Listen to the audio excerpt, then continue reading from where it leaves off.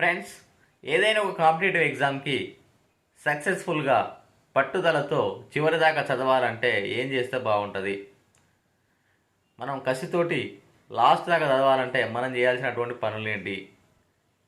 ఇప్పుడే చూసినాం మనం తెలంగాణలో చాలా రకాల జాబ్స్ నోటిఫికేషన్ పడ్డాయి.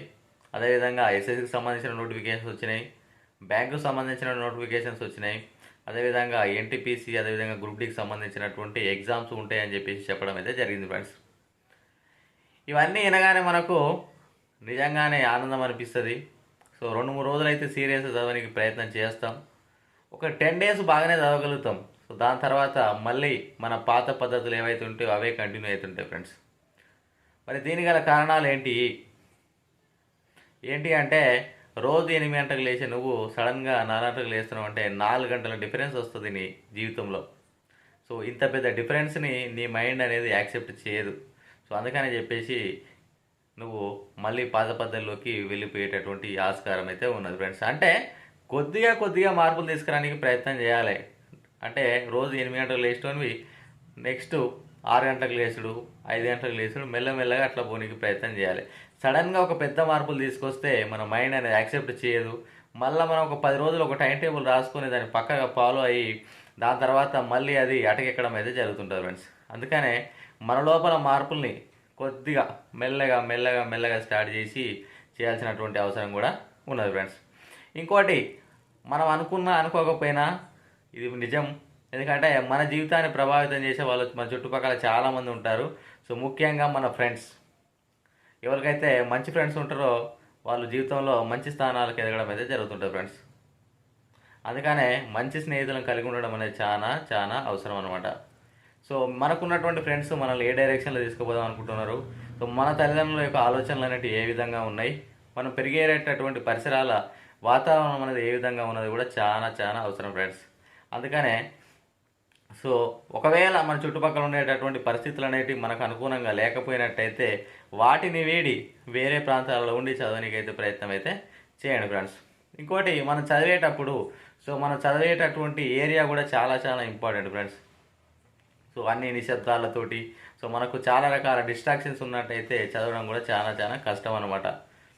అందుకనే మనల్ని ఇప్పుడు ముఖ్యంగా ప్రభావితం చేసేటి ఏంటి అంటే సెల్ ఫోన్లు, అదేవిధంగా సినిమాలు, దాని తర్వాత టీవీలో వచ్చేటటువంటి క్రికెట్ అయితేంది, సీరియల్స్ అయితేంది, ఇవన్నీ మనల్ని ప్రభావితం చేసేటటువంటి అంశాలు అనమాట. సో వీటికి వీలైనంతగా దూరంగా ఉండడానికి ప్రయత్నం అయితే చేయండి ఫ్రెండ్స్. సో ఇవి నువ్వు జీవితాంతం చూసినా ఎప్పటికీ జీవితాన్ని మార్చలేవు. మరి నీ జీవితాన్ని మార్చలేని వాటిని మనం చూడాల్సినటువంటి అవసరం మనకు కూడా లేదు. ఇటున్నారా? సో వేటి వలనైతే మన జీవితం మారదో, వేటి వలనైతే మనం ఇంకా కిందికి స్థాయికి పడిపోతామో వాటన్నిటిని చూడాల్సినటువంటి అవసరం మనకు లేదు. జబర్దస్త్ చూస్తే ఏమవుతుంది? 2 నిమిషాల ప్రశాంతత వస్తుంది. ఈ వయసులో మనకు ప్రశాంతత అవసరమా? 60 ఏళ్ళ వయసులో ఉన్నామా మనం? 50 ఏళ్ళ వయసులో ఉన్నామా? 20 నుంచి 30 సంవత్సరాల మధ్యలో ఉంటాం మనం. సో ఈ టైంలో మనకు కావాల్సింది ప్రశాంతత కాదు, ఆవేశంతో మనం ఏదైతే సాధించాలనుకుంటున్నామో దాన్ని సాధించే దిశగా మనం ప్రయాణం చేయాలి. కానీ ఈ నవ్వుతూ పాడుతూ ఈ ప్రశాంతత మనకైతే అవసరం లేదు ఫ్రెండ్స్. వీలైతే 7 గంటలు పడుకొని మిగతా అన్ని గంటలు చదవడానికి ప్రయత్నం అయితే చేయాలి. అందుకనే ప్రశాంతతమైనటువంటి వాతావరణం కూడా చాలా చాలా అవసరం అన్నమాట. సో ఎవరైతే మనకు టాక్సిక్ ఫ్రెండ్స్ ఉంటారో, ఎవరైతే మనల్ని చెడు అలవాట్లకు దగ్గరగా చేస్తారో, ఎవరైతే మనల్ని మంచి దారి వైపు తీసుకుపోరో వాళ్ళందరినీ వదిలిపెట్టి మనం చదివేటటువంటి పని అయితే ఇప్పుడైతే చేయాల్సినటువంటి అవసరం అయితే ఉన్నది ఫ్రెండ్స్. దాని తర్వాత ఇంకా నేను చెప్పేది ఏంటంటే, నేను ఈ 2 అంశాలను అయితే స్వయంగా చూసినది ఏంటంటే, సో ఒకటి, మనం పడుకునేటప్పుడు చదువుతూ పడుకున్నట్టయితే ఖచ్చితంగా మనం తెల్లారి లేచేటప్పుడు కూడా చదువుతూ లేవడం అయితే జరుగుతుంటుంది ఫ్రెండ్స్.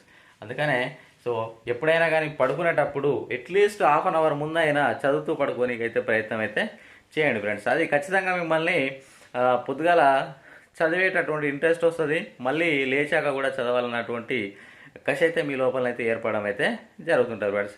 సో నేను మీకు అందరికీ చెప్పినట్టుగా మీరు కూడా ఒక డైరీని, ఇది ఒక డైరీ, మీరు కూడా ఒక డైరీని అయితే ఖచ్చితంగా ఏర్పరచుకోండి, డైరీని పెట్టుకోండి ఫ్రెండ్స్. సో ఆ డైరీలో మీరు చేసేటటువంటి పనులు ఏంటి ఇందులో మెన్షన్ చేసి ఉండాలి క్లియర్గా.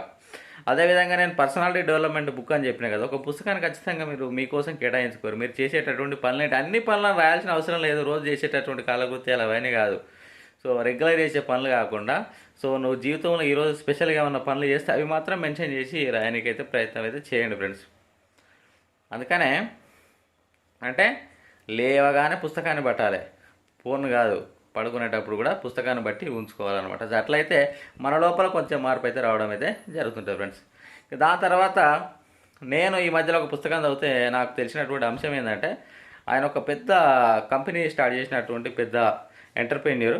సో ఆయన చెప్పినటువంటి విషయం ఏంటంటే, సో మనం ఏవైతే లక్ష్యాలు ఏవైతే ఉన్నాయో, మన జీవితంలో ఏవైతే లక్ష్యాలు ఏవైతే ఉన్నాయో ఆ లక్ష్యాలను అయితే రోజు రాయాలట.